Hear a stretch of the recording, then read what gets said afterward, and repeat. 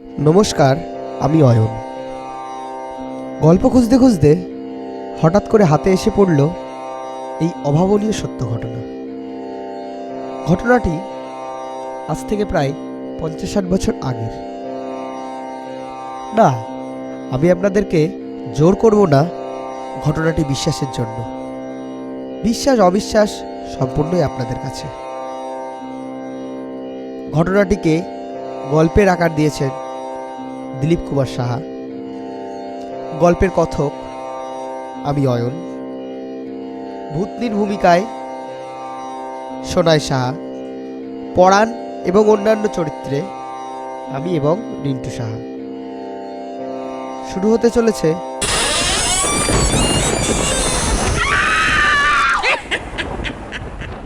অবশেষে ভয়।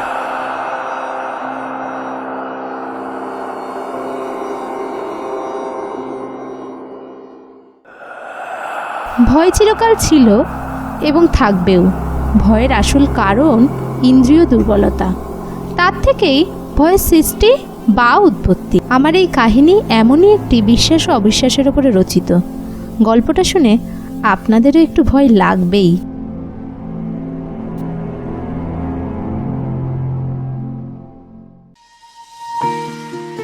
সুবোধ শহরের এক নামকরা উকিল, স্বভাবে একটু নাস্তিক। ভগবান ভূত কিছুই সে বিশ্বাস করে না এবং ওই ধরনের কথা শুনলে তার মাথা গরম হয়ে যায় এবং তেলে বেগুনে জ্বলে ওঠে।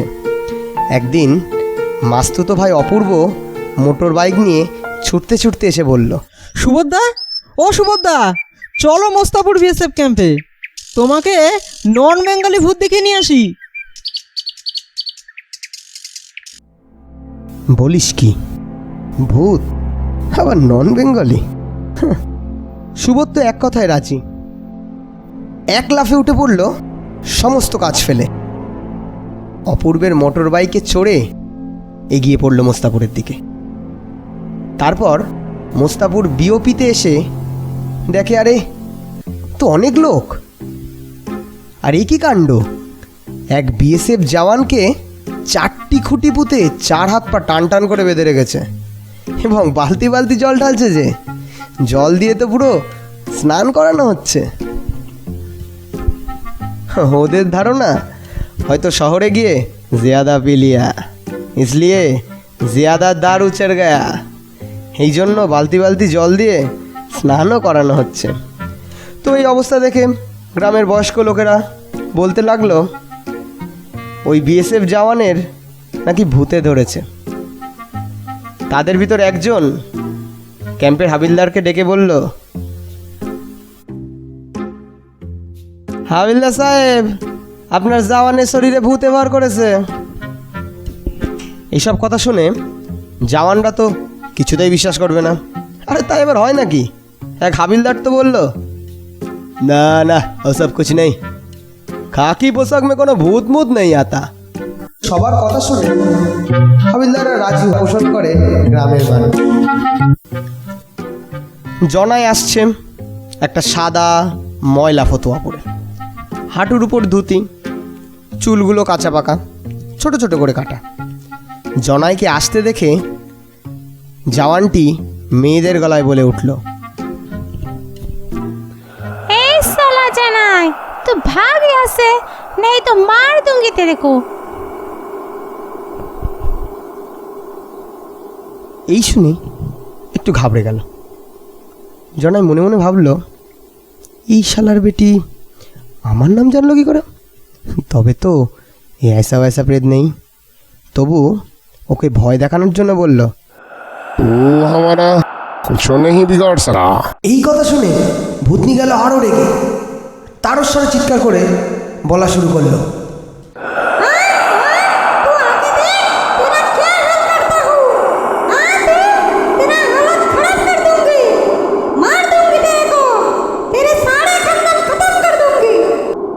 अबे मत तड़पाओ, जा यहाँ से जा, नहीं तो मैं तेरी इतनी बुरी हालत करूँगा, इतनी बुरी हालत करूँगा, तू पूरा जिंदगी याद रखेगी।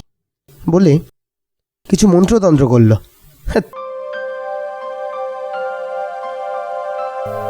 পরাণ ওই গ্রামের নিম্ন মধ্যবিত্ত একজন মানুষ।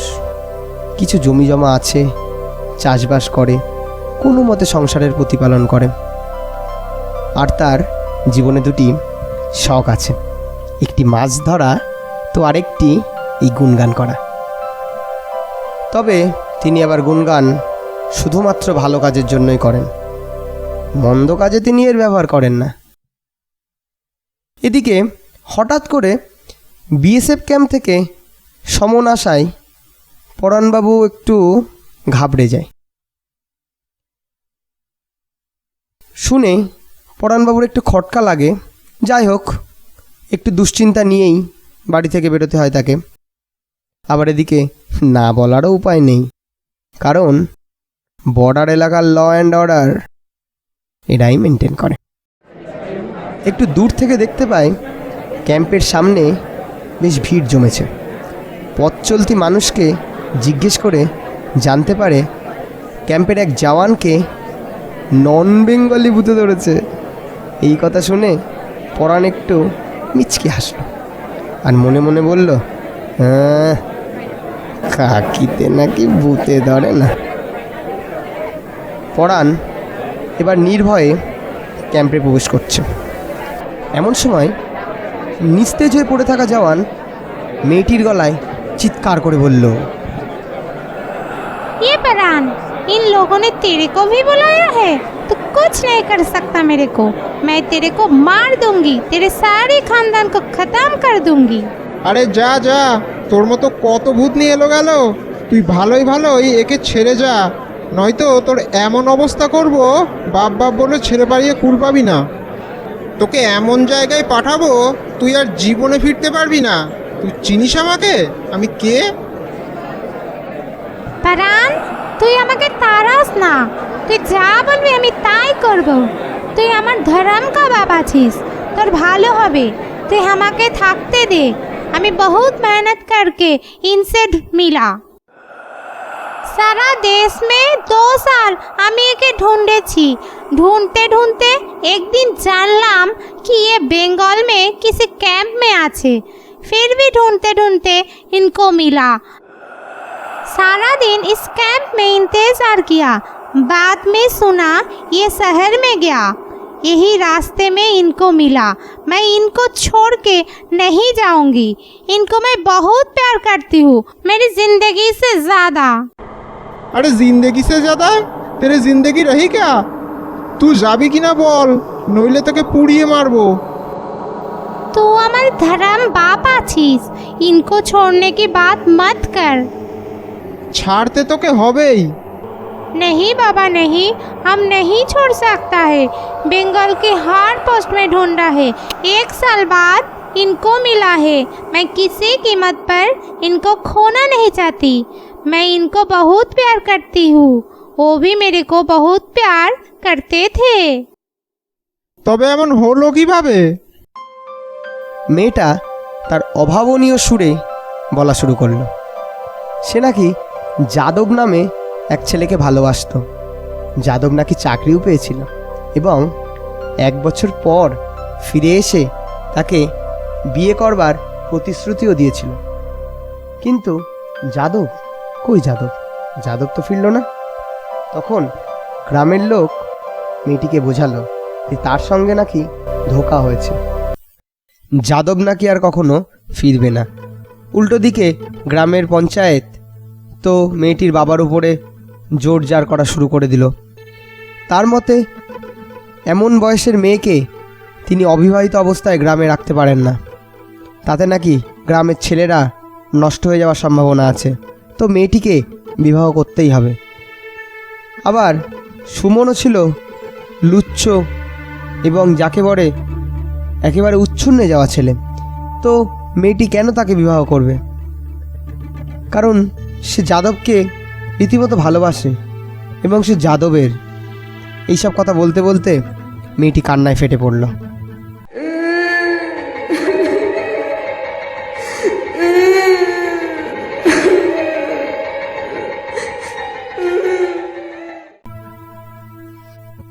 আরে মেয়েটি মানে ওই আমাদের ভূতনি। যে কিনা জওয়ানের ভিতরে উপস্থিত আছে বলে গ্রামবাসীর বক্তব্য। তো সে তার জীবনের এই সমস্ত ঘটনা বলতে বলতে কান্নায় ফেটে পড়ল।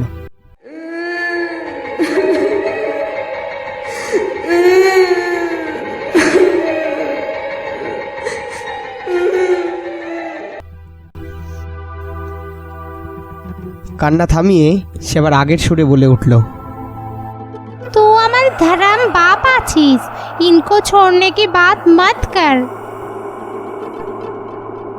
তুই যাদবের জন্য অপেক্ষা করিসনি কেন? ওরা জোর করে নাকি সুমনের সঙ্গে মেয়েটির বিয়ে দিয়ে দিয়েছে। এমনকি মেয়েটির বাবাকে ভয় দেখিয়ে ধমকে তার বিয়ে দেওয়া হয়েছে, এমনটাই বলল ভূতনি। এবং বিয়ে দেওয়ার পর মেয়েটির নাকি আর কোনো উপায় ছিল না, সে আত্মহত্যা করতে বাধ্য হয়। কারণ সে শুধুমাত্র যাদবকেই ভালোবাসে, যাদব ছাড়া আর কাউকে সে কখনো ভালোবাসতে পারে না। এসব বলতে বলতে ভূতনি আবার কান্নায় ফেটে পড়ল।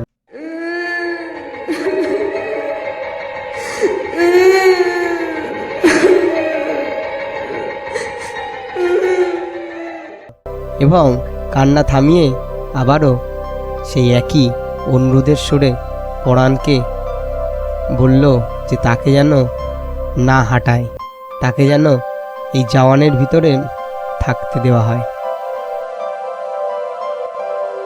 এই দুঃখের কাহিনী উপস্থিত সকলের সঙ্গে সঙ্গে সুবোধ ও অপূর্বও চুপচাপ দাঁড়িয়ে দেখছে। এই দুঃখের কাহিনী অনেক প্রচলিত কাহিনীকেও হার মানায়। উপস্থিত সকলের ভারাক্রান্ত মন নিয়ে এইসব দৃশ্য দেখছে।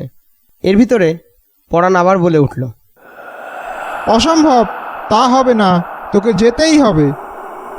জওয়ানের ভিতরে থাকা সেই ভূতনি আবারও একই সুরে বলে উঠল, तू हमारे धर्म बाप आछिस, इनको छोड़ने की बात मत कर। না না না না, তোকে যেতেই হবে। তবে তুই আমাকে বাবা বলেছিস, আমি তোকে কিছু বলবো না। যা, তুই আম গাছের ডালটা ভেঙে দিয়ে চলে যা। জওয়ান দেখল, আরে জওয়ান মানে ভূতনি।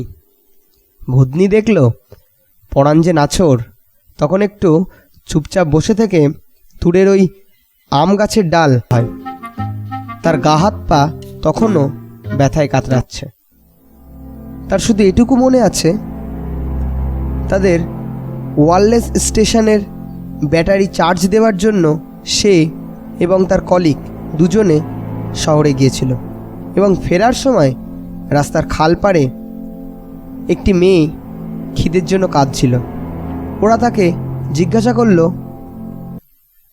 ए लड़की, क्या हुआ तेरे को? মেয়েটি বলল, मैं भूखा हूँ, बहुत दिन कुछ खाया नहीं। चल मेरे साथ, खाना मिलेगा। ব্যাস, আর মেয়েটার দেখা পাওয়া যায় না। জওয়ানরা নিজেদের ভিতরে বলাবলি করতে থাকে, মেয়েটা কোথায় গেল।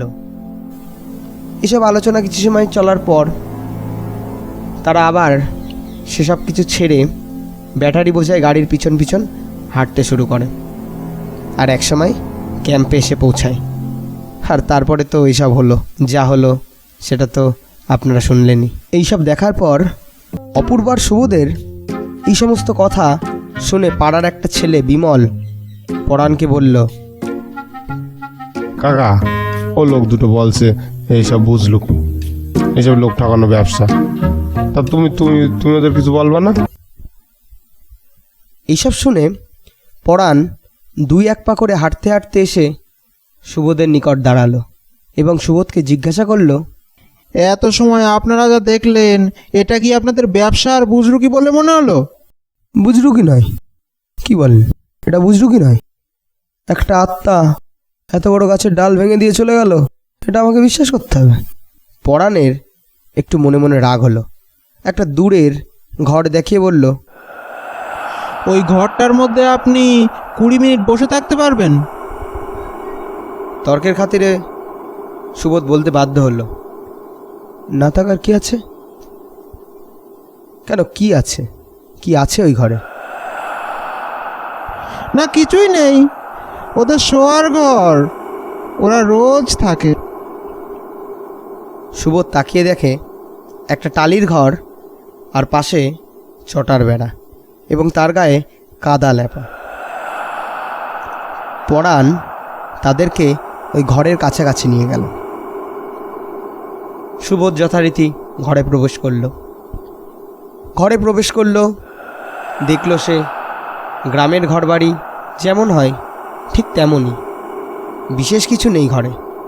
কিছু কোটো কাটা, একটা ভাঙা চেয়ার, একটা ঘড়া, একটা নড়বড়ে তক্তপোষ আর একটা দেয়াল ঘড়ি, ব্যাস, তার বিশেষ কিছুই নেই।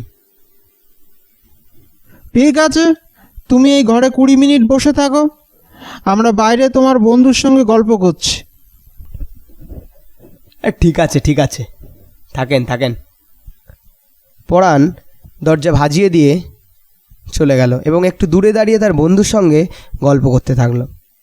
দরজা বন্ধ করে দেওয়ার পর সুবোধ ভাবল, দিনের বেলা কি আর হবে, দিনের আলোয় ওরা তাকে কিভাবে ভয় দেখাবে। এসব ভাবতে ভাবতে এদিক ওদিক দেখতে লাগলো। সারা ঘরটা একবার চোখ বুলিয়ে নিল। এমন সময় সুবোধ যে তক্তপোষের উপরে বসেছিল, হঠাৎ সেই তক্তপোষের নিচে দুটি কুকুর মারামারি করলে যেমন হয় ঠিক তেমন হুড়মুড় দুড়মুড় শব্দ হতে লাগলো।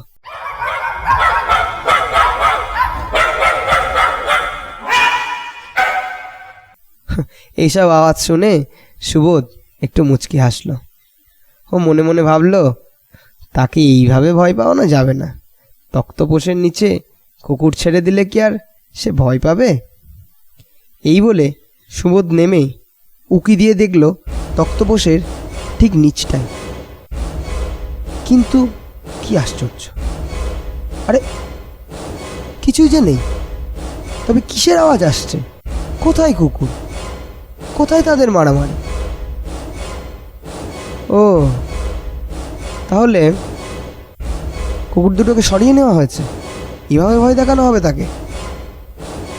ঠিক আছে, দেখা যাক কিভাবে সে এইসব আছিলায় ভয় পায়। এইসব ফালতু কারণে তাকে অত সহজে ভয় দেখানো যাবে না। এবার সুবোধ বলল, ঠিক আছে, আমি ভয় পাই না, এত সহজে আমাকে ভয় দেখানো যাবে না বলে পা তুলে জড়সড় হয়ে বসল। এরই মধ্যে কে যেন তক্তপোষটা ধরে নাড়াতে লাগলো। তখন সুবোধ এদিক ওদিক তাকিয়ে কেউ আছে কিনা দেখতে লাগলো। না, কেউ তো নেই। এই ভাবার সঙ্গে সঙ্গে শরীরের মধ্যে একটু গরম হয়ে উঠল। সেই মুহূর্তে দেয়াল ঘড়িতে ঢং ঢং করে 2টো বাজার শব্দ।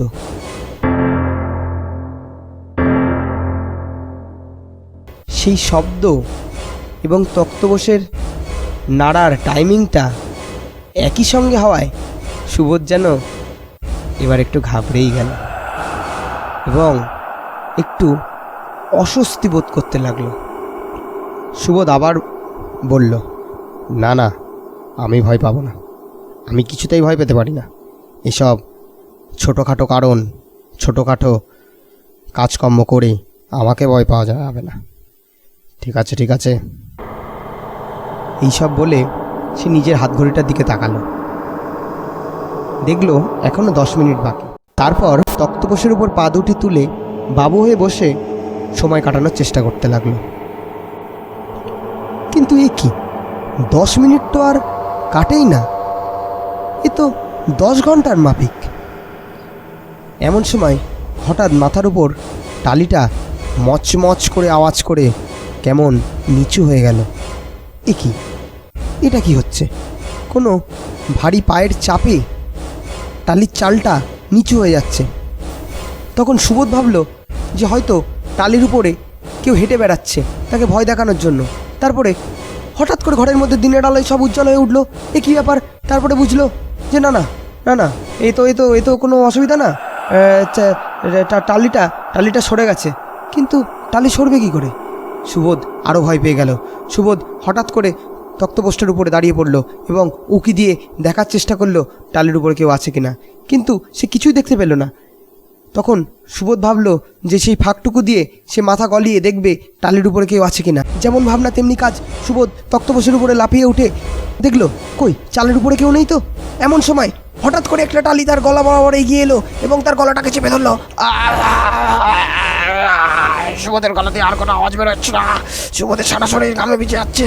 সুবোধ প্রাণপণে চেষ্টা করতে থাকলো তার গলাটাকে ছাড়িয়ে নেওয়ার, কিন্তু সে পারছে না। তার শেষ নিঃশ্বাসটুকুও বেরিয়ে যাচ্ছে। শেষ চেষ্টায় সে একটানে মাথাটাকে টালির ফাঁক দিয়ে ভিতরে ঢুকিয়ে নিল এবং এক লাফে ঘর থেকে বেরিয়ে অপূর্বর মোটরসাইকেলের কাছে গিয়ে দাঁড়ালো। তখন সুবোধের সারা শরীর ঘামে ভেজা, চোখ লাল, সে হাঁপাচ্ছে। এমন সময় পরাণ গিয়ে জিজ্ঞাসা করলো, ওটা যদি ব্যবসা হয় তবে এটা কি হে ভাই সুবোধ? সুবোধের মুখে তখন একটাই কথা, ভয় ভয়, এটা ভয় ভয়। সুবোধ অপূর্বকে বলল, অপূর্ব শীঘ্রই আয় ভাই, এইখানে আর 1 মিনিটও নয়, চল আমরা চলে যাই। তখনও 20 মিনিট পড়তে অনেকটা বাকি। মুহূর্তের মধ্যে অপূর্ব নিশ্চুপ সুবোধকে নিয়ে হাওয়ায় মিলিয়ে গেল। সেই কয়েক মুহূর্তের ঘটনা আজও ভুলতে পারে না সুবোধ। তো শুনছিলেন অবশেষে ভয়। গল্পটি আপনাদের কেমন লাগলো জানাতে একদমই ভুলবেন না। আর আমাদের পেজটি অবশ্যই সাবস্ক্রাইব করবেন পরবর্তী নতুন গল্পের জন্য। নমস্কার, আজ এখানেই শেষ করছি অবশেষে ভয়।